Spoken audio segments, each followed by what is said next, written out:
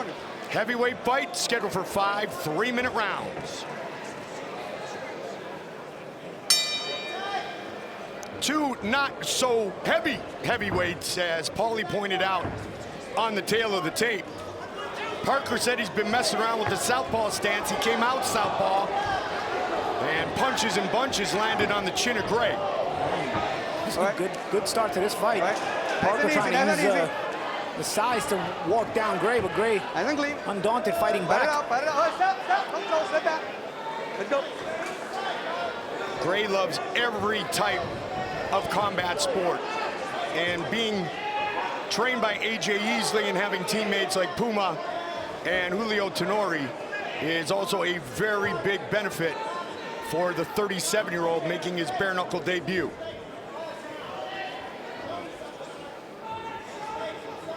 And Freeman gave a great fight last time out. A good shot. Emotional in that fight with Bovar. Yeah, that was a great fight. Both guys really one of the better fights you watch on a clinch hands. Oh, hey, stop pointing. Let's skill go. and heart. All right, let's go. Back to this action with Gray and Parker. A little bit of tactical stuff, but some good shots have already been landed. Close their hands. Now Gray goes to the southpaw stance. Art told us, he said, I've been messing around a little southpaw. He came out southpaw. Gray, as you mentioned, Paulie now matching. Red, close that left hand. Close that hand straight. And goes back to right-handed. There's a lot of switching in a lot of these bare knuckle fights. That was actually the skin just clapping up against each other. I don't even think a punch landed. The skin was clapping against each other in that clinch. Art said first time in Miami, and he has not had a beer in 6 weeks. And he said as soon as he's done, the first thing he's doing is getting a beer. And maybe more than one. Oh, yeah. He said he'd be drinking from the moment he's done with the fight until the moment he gets back to the house. He said his wife won't let him drink more than that. He may go back midweek. Round one. The thing about Art Parker, though, is he's a fun guy to be around. He's entertaining. He's a showman. He also has skills. Oh, yeah. I mean, both of these guys kind of skilled this fight. Sometimes a little too much waiting for my taste. I think there could be a couple of things they could do in this tactical setting of the fight where they could be feinting or giving a couple of different looks to open up some shots. You see Gray looking to at least use the jab. And Gray did say, unlike the last opponent that Parker faced in Matthew Strickland, that he was not going to be static. He was not going to stand and trade. He was going to be moving around, utilizing the space as they clinched near the end of the first of the scheduled 5 3-minute rounds. Hold their hands, Red. Time.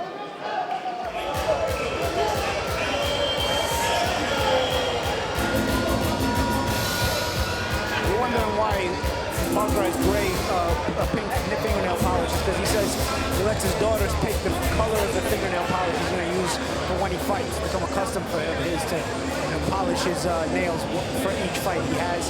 And his daughters pick the color, and so they picked pink this time around.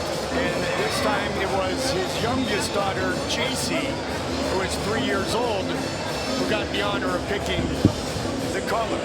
3 daughters, Tessa is 11, Marley is 6. JC said, Dad, this is what you're going with for this fight. Art Parker said, Gray, anybody who has the fortitude to play punchy face with me is respectable and a friend in my books.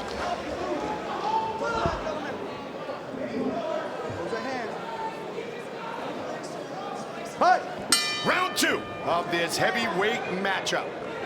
Black trunks for Bamidele Gray, making his bare knuckle debut. Black, gray, some camo for Art Parker.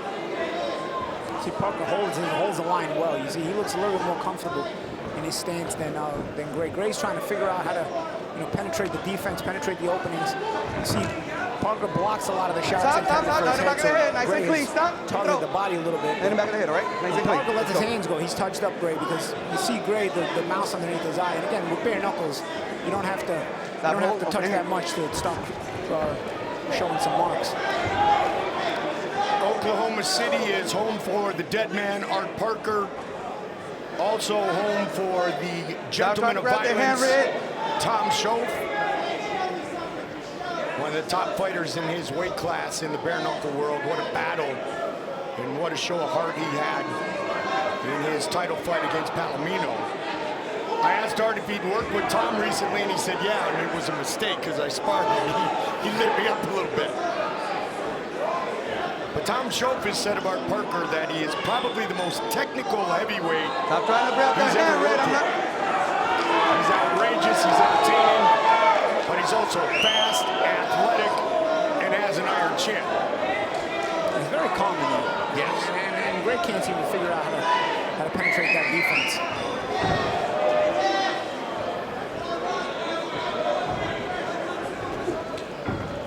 Very calm. You see the sharp little counters there, lead right hand there. See, Gray has had a hard time getting through. You see Gray has tried to target the head, but not a lot has landed. Nice shots there, again, by Parker. Art has the reach advantage. They both came in at 6 foot. Art trying to turn those shoulders and be technical, as we talked about. His rhythm is one that disguises when he's going to let the punches go, and that's when you see a good technical fighter. He shoots the punches off of his rhythm, and you see Parker doing that. Also, Parker changes the speed on the shot. Sometimes he's touching, sometimes he's shooting hard. So you're trying to go down the gears. There he shoots a hard right hand, and up and down the gears, and trying to mix things up a little bit. And Gray just having trouble timing it and having trouble penetrating that distance and then getting to that close range he needs to get.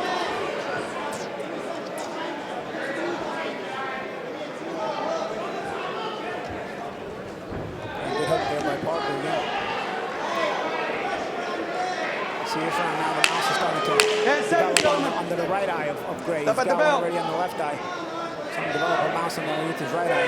That might have been from that double jab that Parker landed about 30 seconds ago, Magic Man. Yep. Doesn't take much. Bare knuckles doesn't take much to start creating marks and blood and whatnot. That's why you can score these fights with blood all the time. Sometimes one shot creates a bad damage or a bad one.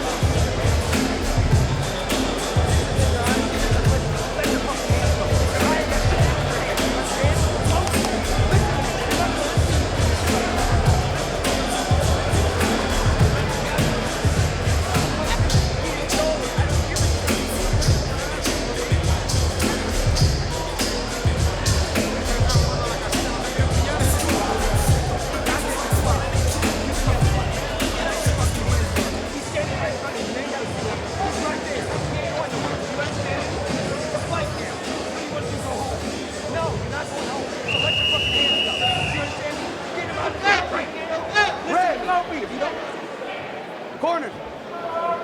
At the bell, gentlemen, on the corner. Fight. Let's see if Bamidele Gray can get inside of the technical output that has scored more points thus far for Art Parker. Round 3, this fight scheduled for 5 3-minute rounds. Parker very relaxed over the top of that right again. Nice and clean, nice and clean. Come on, stop, let him go. Keep punching. All right. All right, stop. Stop blocking behind, all right? Let's go. Turn around. Let's go.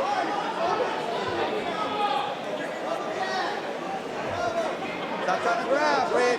You know, we're seeing now, because in the first fight in the Trigon, Art Parker finished Strickland in 1 minute and 21 seconds. Stop pointing. We're seeing on display right now what Tom Schoaf told us about. The fact that he's so technical, Paul. Yeah, you didn't get a chance to see it in the first fight. And maybe not everybody's going to appreciate this kind of fight, but he's very, very talented. And you can see just the subtle wrinkles he's got to his style that really makes him effective and has Gray very, very confused. Showing different looks. Punching from different angles. Yep, shoulders are moving. Punching at different speeds.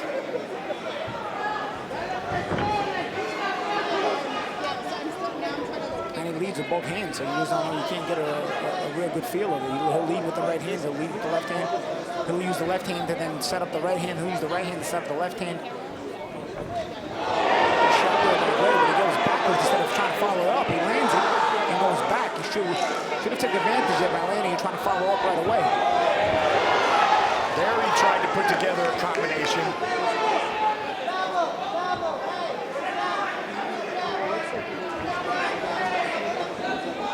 Parker had one professional kickboxing bout against former BYB heavyweight champion Tony Lopez.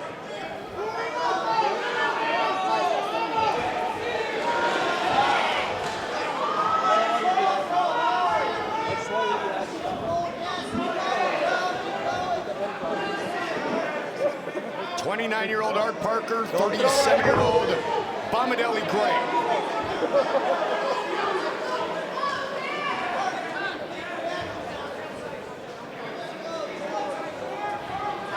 30 seconds, midway point of this fight. You almost feel like Gray needs to start taking some chances here if he's gonna get himself back into the fight. He had some success this round, but he's gonna have to be more consistent, start taking some chances if he's gonna win this fight.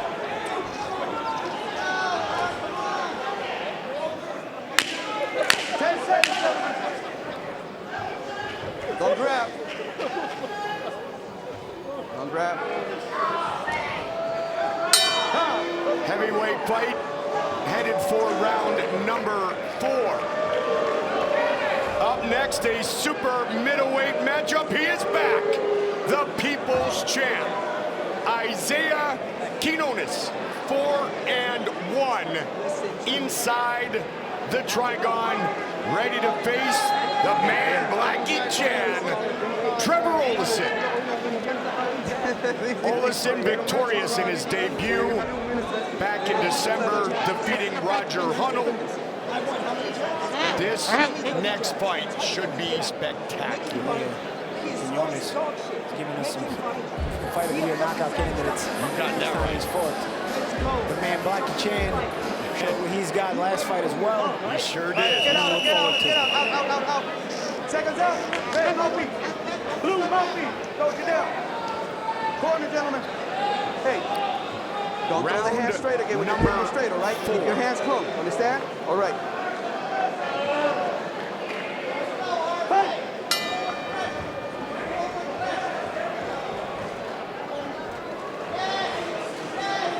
Let's see if Gray picks up the pace, tries to move inside.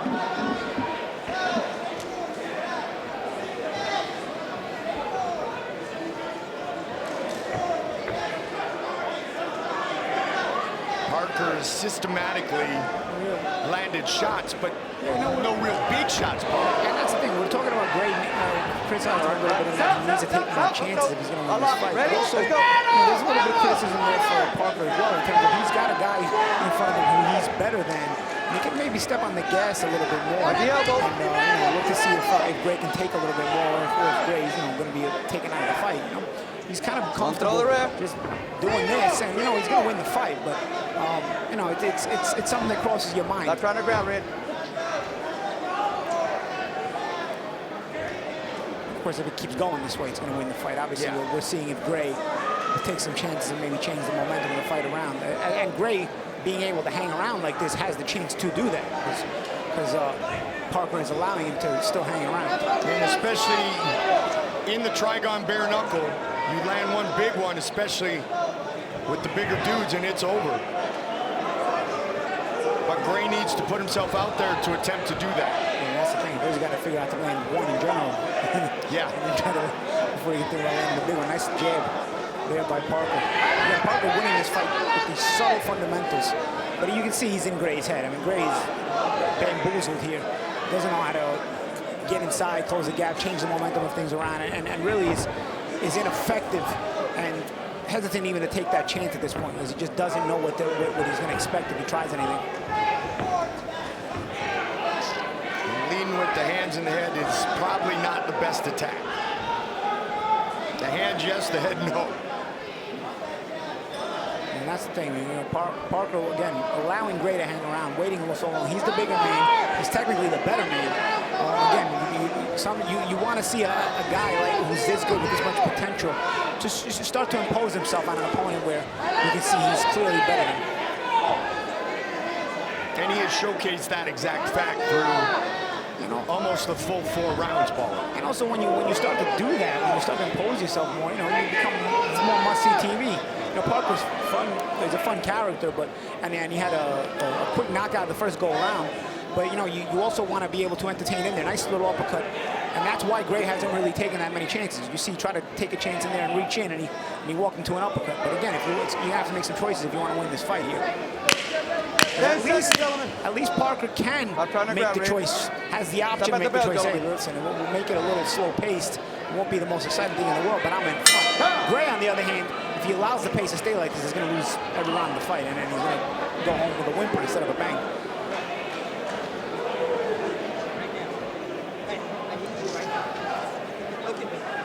Last round coming up. Last round. Last round coming up. We touching. Last round coming up. We touching.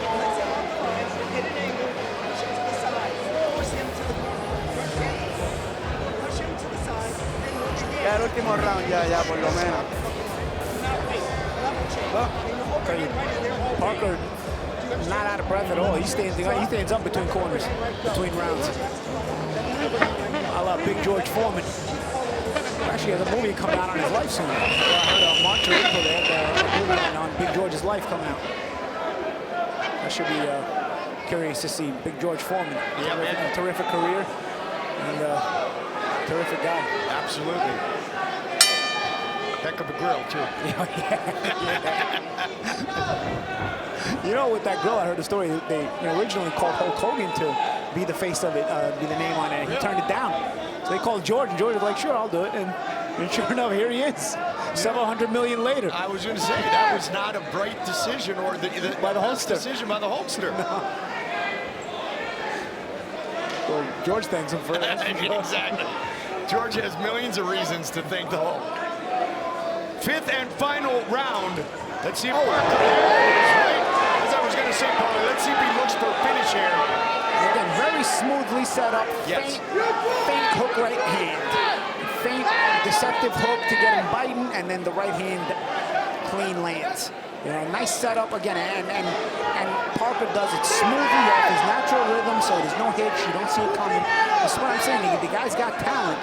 You almost like, you almost want to see him do a little more. It's almost like it's an enigma here, you know? It's like, you got so much more potential than to just kind of go through the motions against Gray.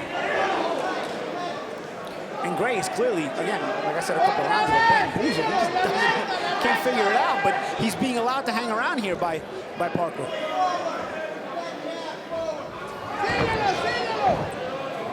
All right, Red, come here. Stop. Let him go. 95 seconds remaining in this battle, which has been one that has not been at a high-octane level. Controlled with the boxing skills of Parker. And Gray, as Paulie said, kind of forced to shift it into neutral because he can't figure out which way to go forward.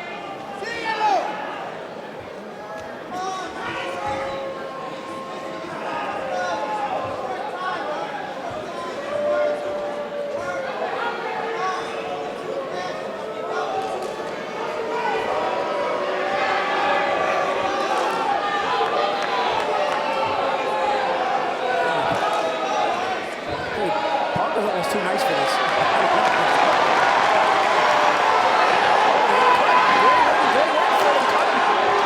Again, this is why you got to take that chance and try to go for the win because you don't know what you're going to get. And if you're Parker, you're paying for allowing the guy to hang around now. And he just got cut. And again, Gray coming with some reckless abandon in the last 20 seconds. Gray didn't kick himself for not doing this a couple rounds earlier. You just see what's going on here.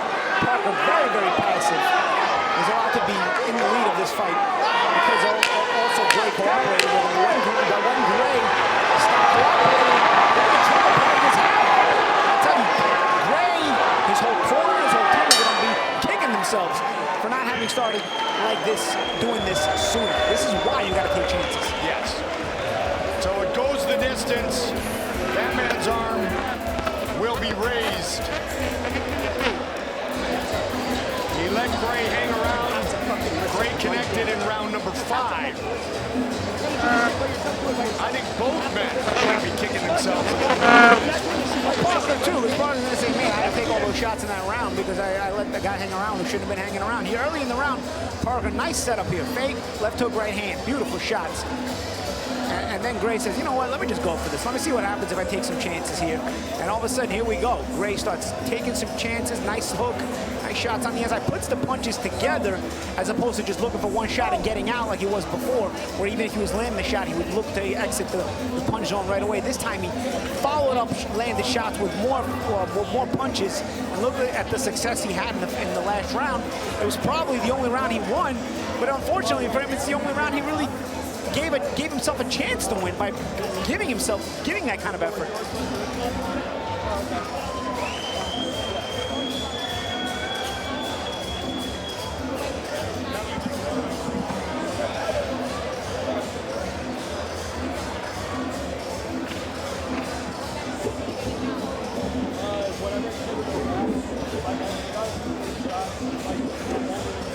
Waiting on the official decision of this heavyweight fight.